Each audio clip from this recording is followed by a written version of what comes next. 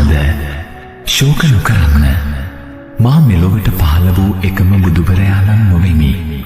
එමෙන්ම අවසන් බුදුවරයාද නොවෙමි. මේ මහා භද්‍ර කල්පය තුළම තවත් එක් බුදුවරයෙකු පහළවන්නේය. උන්වහන්සේ ශීලයෙන් අනුමය, බුද්ධියේ ඵලයෙන් අග්‍රය, මානව දයාවේ ප්‍රතිමූර්තිය වන්නෝය.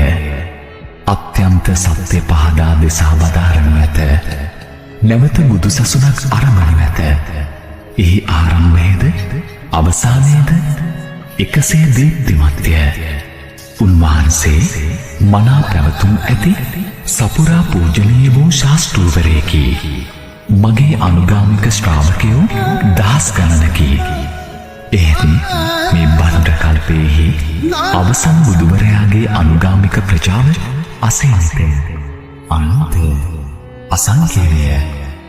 උන්වහන්සේ මෛත්‍රී බුදුරදුන් ලෙස දතය.